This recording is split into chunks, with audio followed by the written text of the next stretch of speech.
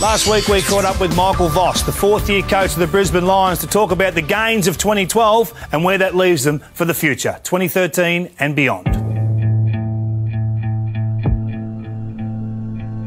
Since really the middle of 2010, when we were a little bit unsure as a club about where we sort of stood in the big picture of things, there's been a lot of great decisions made out of the back of that, I think. And one of those things that I've got out of the back of that is a lot more support around me, and I've been fortunate that I think I've got an exceptional coaching group around me, a very experienced group who've sort of got their own war wounds, if you want to say that, and that's assisted enormously. But you know, a really thorough plan was put in place at that particular time too, and so we set some real clear directional goals about where we wanted to do and how long that was going to take us to get there, and one of that was about our list and how we need to look at our list and regenerate our list, and I think, you know, what this year's been heartening for me is that some of the talent we'd hoped to be able to make some progress have shown, you know, that there's genuine light at the end of the tunnel, and now our ability to be able to go forward is to sustain that as a group and get ourselves to the next level. I think it's sustainability of effort. I think that's the one thing and everything that encapsulates under that, because there's a certain work ethic associated with that. There's a certain level of preparation. There's a certain level of consistency in the way you apply yourself week after week and turn up. And, you know, we talked about non-negotiables, how you do that over and over again. Don't make that a 5 out of 10, make that an 8, 9 out of 10. Being able to do that against better opposition, you know, when you're tested under pressure, can you think through that?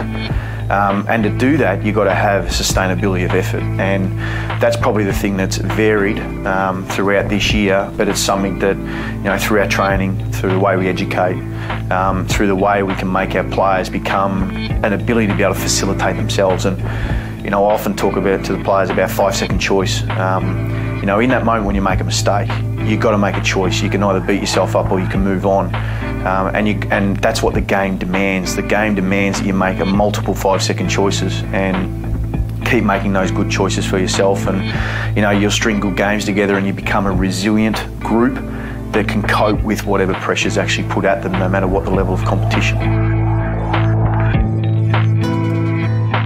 The life cycle that I've seen was Robert Wall's continually talking about this notion that, God, I wish you guys were in Melbourne.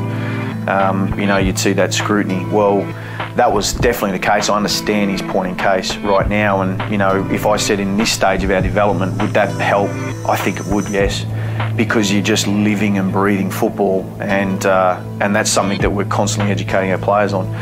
But then through the successful years, not being here was also very good, because we got to remove ourselves from the pressure cooker, and we could go about our business with not a lot of notice, and that was also really important. So if I had to sort of say if there's different stages of this, I'd say right now, yes, but if we're sort of talking maybe in 2 or 3 years' time, I think we're exactly where we need to be. And there's some genuine unique things about Brisbane and the things that come with it, and we think that, you know, as a footy club, that enables a group to be able to come really close together, because we're 85% of our list is from everywhere else except Brisbane.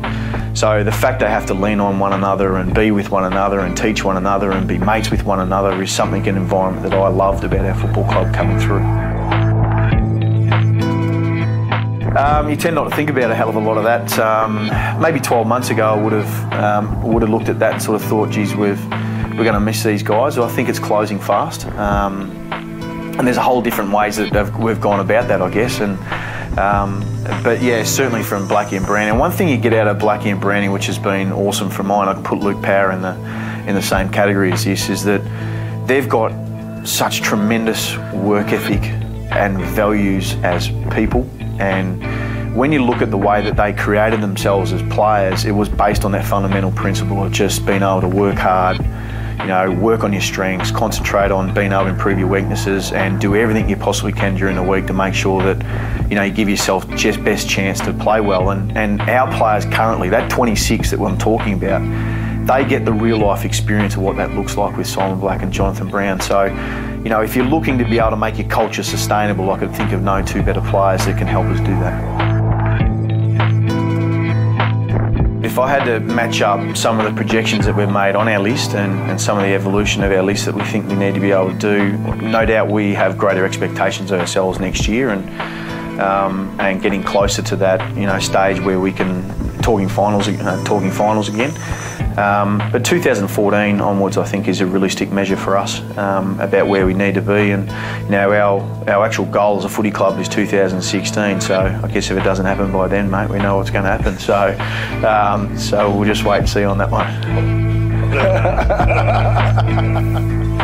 An interesting insight from the superstar midfielder and triple premiership captain from the Brisbane Lions, making his way in the coaching ranks and probably at the opposite end of the coaching spectrum. David Parkin joins us, four-time premiership coach and my first coach in 1988, Fitzroy. Welcome, David. Thanks very much, Lynchy. It's nice to be on the Thinking Man's program, isn't it? Oh, it's good. Great you could join us. What do you think about the insight Vossy gave us? And we actually ran into Vossy in Launceston. He was down there. I mean, it shows the workload of the senior coach in modern football. I know you spent many hours up late at night doing your in retrospects and your reports and all that sort of stuff. But Vossy, after a Saturday night game, he's on the plane, he goes to Launceston to scout the team they're playing against in a couple of weeks' time. I was surprised. It might be more than that. He might be going to have a look at a side that he thinks might make a major impact in the last week in September as well, so he's having a look at that. But it is a massive workload. I would have thought he might have been protecting himself a bit, looking after Vossy, who's working extremely hard as anybody, and maybe spending a bit of time at home.